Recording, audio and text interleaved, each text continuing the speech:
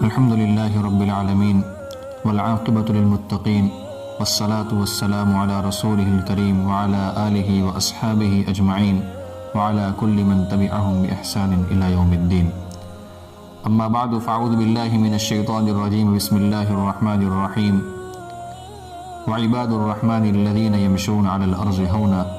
صدق اللہ العظیم. محترم سامعین، اللہ تبارک و تعالیٰ نے سورۃ الفرقان کے اخیر رکوع کے اندر اپنے مخصوص بندوں کے کچھ اوصاف بیان فرمائے ہیں. اس میں سب سے پہلی صفت جو اللہ تبارک و تعالیٰ نے بیان فرمائی ہے، وعباد الرحمن الذین یمشون علی الارض ہونا. اللہ کے مخصوص بندوں کی ایک صفت یہ ہوتی ہے کہ جب وہ زمین پر چلتے ہیں تو تواضع کے ساتھ، انکساری کے ساتھ، عاجزی کے ساتھ چلتے ہیں، یعنی تکبر کے ساتھ نہیں چلتے ہیں. کبر یعنی تکبر یہ بہت سی بیماریوں کی جڑ ہے. اس سے بہت سی باطنی بیماریاں پیدا ہوتی ہیں. اسی وجہ سے اس کو الامراض کہا جاتا ہے. سب سے پہلا گناہ جو کائنات میں سرزد ہوا وہ کبر کا گناہ ہے. جب اللہ تبارک و تعالیٰ نے ابلیس سے کہا کہ تم سجدہ کرو تو اس نے سجدہ کرنے سے انکار کر دیا، اور دلیل یہ دی انا خیر من خلقتنی من نار وخلقتہ من طین. میں آدم سے بہتر ہوں. کیوں؟ اس لیے کہ آپ نے آدم کو مٹی سے پیدا کیا ہے اور مجھے آگ سے پیدا کیا ہے، اور آگ مٹی سے افضل ہوتی ہے. شیطان کو چاہیے تو یہ تھا کہ وہ اللہ تبارک و تعالیٰ کا حکم مان کر وہ سجدہ کر دیتا، لیکن اس نے کبر کی وجہ سے سجدہ نہیں کیا. اور تکبر یہ تمام گناہوں کی جڑ ہے. اسی تکبر کی وجہ سے حسد بھی پیدا ہوتا ہے، کیونکہ جب دل میں خیال ہے کہ میں بڑا ہوں، اب اگر دوسرا آدمی اس سے آگے بڑھ گیا اور ترقی کر گیا تو دل میں یہ حسد ہوتا ہے کہ یہ آدمی مجھ سے کیوں آگے بڑھ گیا، مجھے آگے بڑھنا چاہیے تھا. اسی تکبر کی وجہ سے بغض پیدا ہوتا ہے. غصہ کی کثرت تکبر کی وجہ سے ہوتی ہے. غیبت کا گناہ عموماً تکبر کی وجہ سے ہوتا ہے. جاسوسی بھی تکبر کی وجہ سے ہوتی ہے. غرض یہ کہ تکبر یہ بے شمار امراض کی جڑ ہے. امام غزالی رحمۃ اللہ علیہ نے احیاء العلوم میں تکبر کو الامراض کہا ہے. یعنی اگر تمام بیماریوں کی جڑ مانا جائے تو یہ تکبر کی بیماری ہے. اس لیے ہمیں چاہیے کہ اس بیماری کو ہم اپنے اندر سے نکال دیں. قرآن کریم اللہ تبارک و تعالیٰ ارشاد فرماتے ہیں وَلَا تَمْشِ فِي الْأَرْضِ مَرَحًا. زمین کے اوپر اکڑ کر مت چلو. إِنَّكَ لَن تَخْرِقَ الْأَرْضِ وَلَن تَبْلُغَ الْجِبَالَ طُولًا. نہ تم زمین کو پھاڑ سکتے ہو، نہ تم بلندی میں پہاڑوں کو پہنچ سکتے ہو. اکڑ کر چلنے کے لیے ایک تو کچھ لوگ زمین پر زور زور سے پاؤں مار کر چلتے ہیں، دوسرے سینہ تان کر چلنے کی کوشش کی جاتی ہے.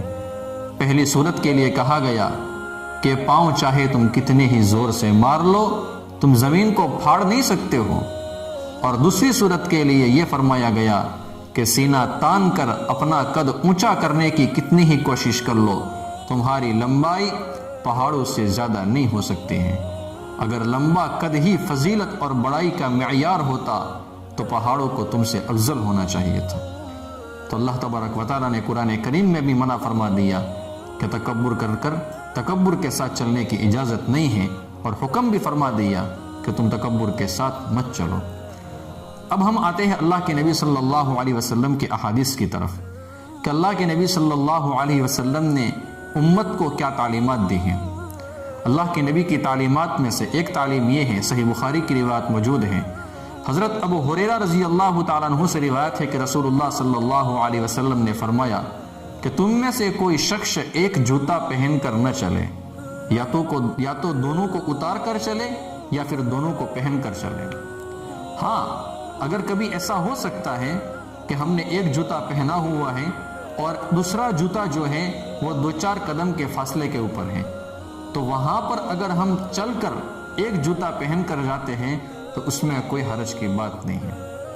حضرت فضالہ ابن عبید رضی اللہ تعالیٰ عنہ فرماتے ہیں کان النبی صلی اللہ علیہ وسلم یأمرنا ان نحتفی احیانا، کہ اللہ کے نبی صلی اللہ علیہ وسلم ہمیں اس بات کا حکم فرماتے تھے کہ کبھی کبھار ننگے پاؤں بھی چلا کرو، لیکن یاد رکھیں ننگے پاؤں کبھی اللہ کے نبی صلی اللہ علیہ وسلم کی سنت پر عمل کرتے ہوئے اور اللہ کے نبی کے فرمان کے اوپر عمل کرتے ہوئے اگر ہم چلتے ہیں تو ایسی جگہ پر چلیں کہ جہاں پر ناپاکی نہ ہو، جہاں پر جس جگہ کا پاک ہونا ہمیں یقینی ہو، وہاں پر ہم اس سنت کو زندہ کر سکتے ہیں۔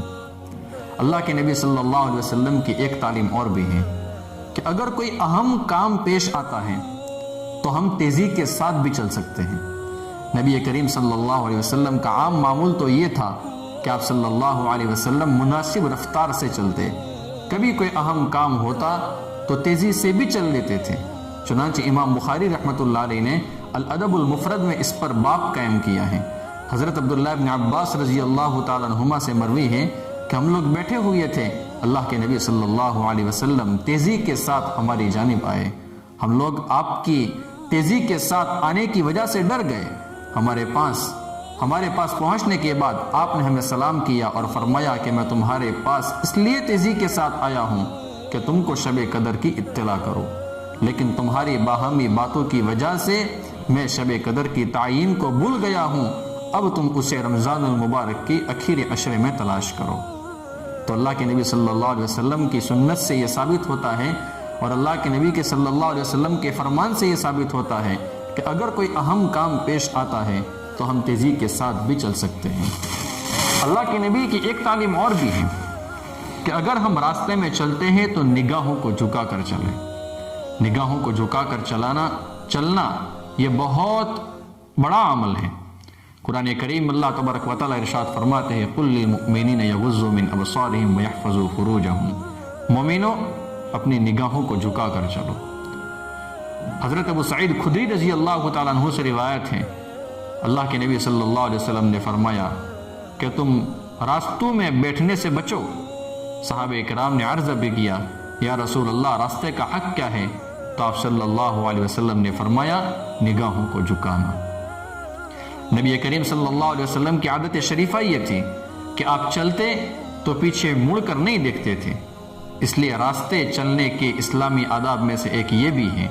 حضرت جابر بن عبداللہ انصاری رضی اللہ تعالیٰ عنہ فرماتے ہیں اللہ کے نبی صلی اللہ علیہ وسلم جب راہ چلتے تو پیچھے مڑ کر نہیں دیکھتے تھے۔ اللہ کے نبی صلی اللہ علیہ وسلم کی تعلیمات میں سے ایک تعلیم یہ بھی ہے کہ اگر ہم عمر ہیں تو ایک دوسرے کا ہاتھ پکڑ کر بھی چل سکتے ہیں۔ اس کی وجہ سے ایک محبت نظر آتی ہے، ایک پیار نظر آتا ہے، ایک شفقت نظر آتی ہے، دوستی میں مضبوطی نظر آتی ہے۔ شعب الایمان للبیہقی کی روایت موجود ہے، حضرت بریدہ اسلمی رضی اللہ تعالیٰ عنہ سے روایت ہے کہ ایک دن میں چل رہا تھا، میں نے رسول اللہ صلی اللہ علیہ وسلم کو دیکھا کہ آپ نے میرا ہاتھ پکڑا اور ہم ایک ساتھ چلنے لگے۔ اگر ہم راستے میں چلتے ہیں تو تکلیف دہ چیز کو ہم ہٹا دیں جو کسی کو تکلیف دیتی ہو۔ حدیث مبارکہ میں آتا ہے اماطۃ الاذی عن الطریق صدقۃ، راستے سے تکلیف دہ چیز کو ہٹانا یہ صدقے کا ثواب ہے۔